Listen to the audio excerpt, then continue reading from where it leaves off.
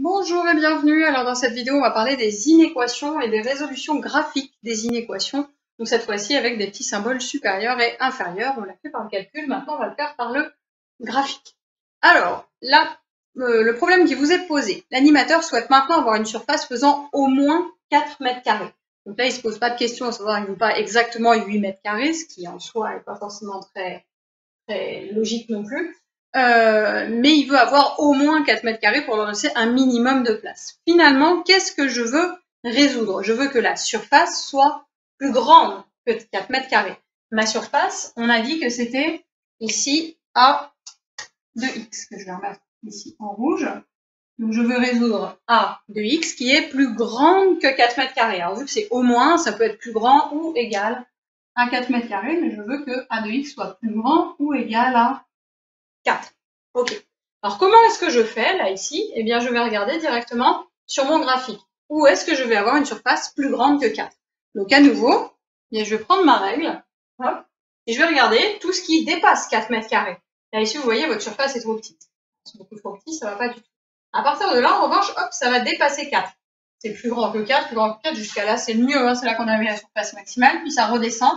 Et là, ici, hop, jusque là, ça va aller. Mais après, ça va repasser en dessous de 4 mètres carrés. Alors, comment est-ce que je vais faire, moi, concrètement? Eh bien, je vais me mettre au niveau du 4, comme la dernière fois, et je vais tracer une droite comme ça, au niveau du 4. Donc là, vous placez votre règle, vous tracez une droite horizontale au niveau du 4. Comme ça. Hop. Donc là, maintenant, on le sait, ça c'est une droite d'équation y est égale à 4, on peut mettre à côté comme ça, c'est plus simple, on sait de quoi on parle. Hop, et je vais chercher tous les morceaux de la courbe qui sont au-dessus de 4 pour voir ce qui va bien. Alors là, moi, ce que je vous conseille de faire, c'est de surligner vraiment la partie qui va être au-dessus de 4. Donc la partie au-dessus de 4, ça va être tous les points que je vais repasser en bleu, là, hop, ça, c'est au-dessus de 4. Voilà. Très bien. Donc, c'est le morceau que je viens de repasser en bleu par-dessus, là, tout ce qui est au-dessus, là, est bien supérieur à 4. Alors, qu'est-ce que j'ai fait? Moi, d'abord, je commence par tracer une droite au niveau du 4. Alors, ça ne change pas hein, par rapport aux équations. Donc, c'est toujours, je trace la droite d'équation. D'accord? Ce n'est pas d'inéquation, même si on résout une inéquation, c'est toujours une droite d'équation, parce que ça va être y égale 4. Tous les points qui ont une ordonnée égale à 4. La droite d'équation y égale 4. Et là, qu'est-ce que j'observe? Contrairement à tout à l'heure où je cherchais des points d'intersection, je vais chercher tout ce qui est supérieur à 4. Donc supérieur, ça va être au-dessus. Donc là, je vais observer tous les points de la courbe. Tous les points de la courbe au-dessus. Alors, il est évident que si jamais vous avez un inférieur, vous n'allez pas chercher au-dessus, vous allez chercher en dessous.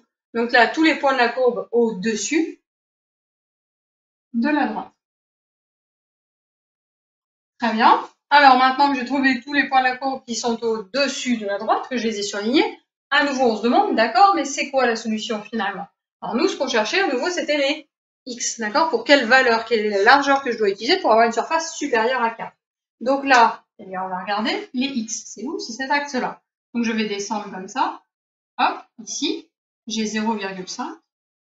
Ici, j'ai 4,5. Très bien. Et moi, donc, c'est tous les points en bleu, là, que j'ai surlignés en bleu au-dessus. Tous ces points-là, et ben, ça va de 0,5 jusqu'à 4,5, là. Tous les points que j'ai ici, entre 0,5 et 4,5, ils sont bons, il n'y a pas de souci. Donc là, ce que je peux faire, c'est surligner tout le morceau, là, ici, entre 0,5 et 4,5. Tous mes points, là, si je regarde leurs images, c'est là-haut. C'est le morceau de courbe qui est au-dessus. Donc, c'est bon, je vais avoir une surface supérieure à 4.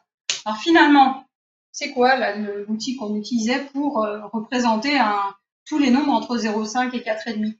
C'est ce qu'on avait fait dans le chapitre précédent avec les intervalles, finalement. J'ai fait mon coloriage entre 0,5 et 4,5. Alors, se pose la question de savoir, est-ce que je ferme l'intervalle ou pas? Moi, je veux quelque chose qui est supérieur ou égal à 4. Donc, si c'est égal à 4, c'est bon, je le prends. Donc là, ce point de la courbe, il est égal à 4, je le prends. Ce point, c'est égal à 4, je prends aussi. Donc ça veut dire que mon intervalle, il va être fermé. Je prends les points de la courbe. Donc là, l'ensemble solution que vous pouvez donner en troisième partie, l'ensemble solution, c'est l'intervalle de tous les nombres entre 0,5 et 4,5. Intervalle fermé ici. Parce qu'on est supérieur ou égal à 4, donc on prend les valeurs là qui arrivent sur le 4. Pas de souci. F de x supérieur à g de x, donc cas général, et on va le refaire avec a de x, on va commencer par supérieur ou égal à g de x. Voilà. Donc là, à nouveau, c'est sur le graphique précédent. Hein. Donc là, a de x qui va être supérieur ou égal à g de x, qui est donc la droite BC représentée en vert. Donc, normalement, vous avez déjà surligné, il n'y a pas de souci. Alors finalement, si je traduis un petit peu ce que je vois là, c'est je vais chercher les points là de a de x qui vont être au-dessus, supérieur, pour une surface supérieure à g de x, supérieur ou égal. Donc concrètement, moi, sur mon graphique, qu'est-ce que je vais faire? Je vais simplement regarder la courbe A, la courbe de A, la courbe de G ici, et je vais regarder tous les points de la courbe de A qui vont être au-dessus de la courbe de G. Ça, c'est la différence avec le égal. Égal, on va chercher des points d'intersection. Il faut que ce soit exactement égal. Alors que la supérieure ou égale, il faut que ce soit au-dessus. Alors, la première chose à écrire quand même, c'est que vous avez bien compris qu'on cherchait au-dessus. Donc, qu'est-ce que vous observez? Eh bien, j'observe les points de la courbe représentative. Alors, on va peut-être pas mettre, on va tout mettre, vous avez la place. Donc là, ici, j'observe les points de la courbe représentative de A, voilà, qui sont au-dessus. Alors là, vous n'êtes pas obligé de marquer de la courbe représentative de G. Hein. La courbe, elle s'appelle la droite BC. Donc on va le mettre comme ça, au-dessus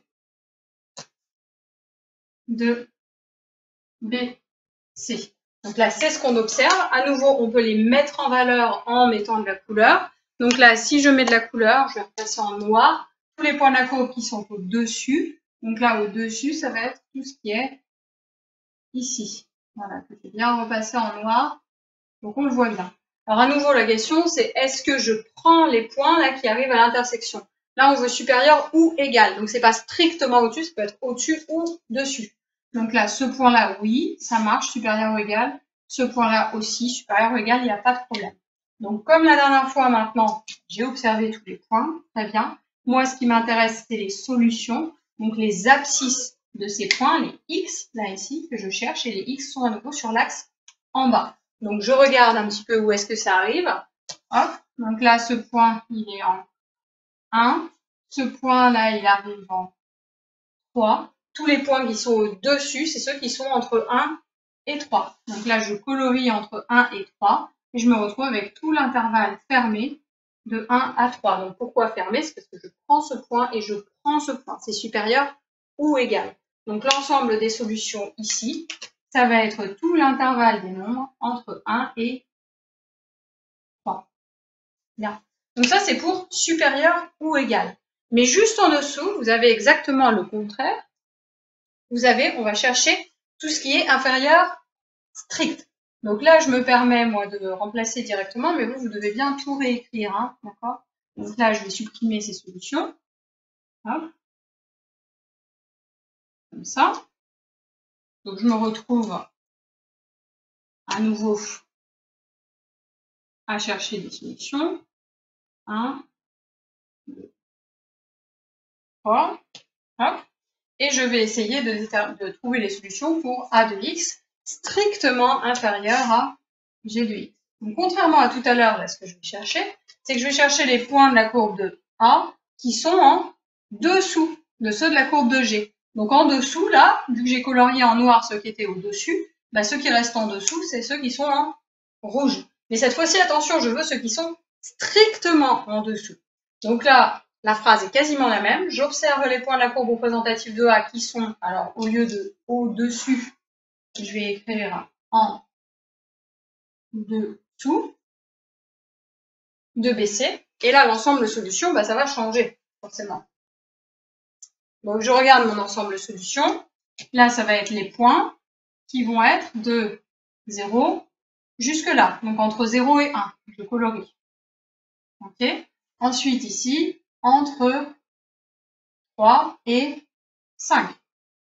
Je colorie. C'est bon, c'est en dessous aussi. Alors maintenant, la question, c'est est-ce que je ferme les intervalles ou pas? Est-ce que les points sont bien ou pas? Moi, je veux que ça soit strictement en dessous. Alors, ce point-là, là, est-ce qu'il est bien strictement en dessous de la verte? Oui, il n'y a pas de souci, là. Hein, vous voyez bien, ce point-là est strictement en dessous de la verte. Donc, je prends ce point-là. Là, le point au niveau du 1. Est-ce qu'il est strictement en dessous de la verte? Là, ici, non. À gauche, c'est strictement en dessous, mais ce point-là, c'est un point d'intersection. Donc, je ne prends pas ici. Ensuite, j'avance. Ce point-là qui est juste là, est-ce qu'il est strictement en dessous? Non, il n'est pas strictement en dessous, c'est un point d'intersection, donc je ne prends pas. Extérieur. Et enfin, j'avance là. Est-ce que ce point-là est strictement en dessous? Normalement, on ne voit pas, hein, mais la droite, elle se poursuit là-bas. Est-ce que c'est bien strictement en dessous? Bah oui, là, on peut difficilement faire mieux. Donc là, je prends le point, je le mets à l'intérieur. Alors là, ça fait que mes solutions, elles ne sont pas sous forme d'un seul intervalle, c'est où je suis là, où je suis là. Donc on va réutiliser le petit symbole qu'on avait déjà utilisé. Je vais dire que c'est l'intervalle 0, 1. Exactement, on a les crochets comme on les a vus ici. Hop. Union pour dire où. Et ici, l'intervalle de 3 à 5. Donc 2, 3 à 5. Voilà. Et là, vous avez tout ce qu'il faut savoir pour savoir résoudre des équations, des inéquations à partir de graphiques. Les lectures graphiques se font vraiment facilement. Il y a juste des petits pièges sur les intervalles. Est-ce qu'ils sont fermés? Est-ce qu'ils sont ouverts? C'est à vous de voir. Est-ce que c'est strictement inférieur? Est-ce que c'est inférieur ou égal? Est-ce que le point est bien strictement en dessous ou pas?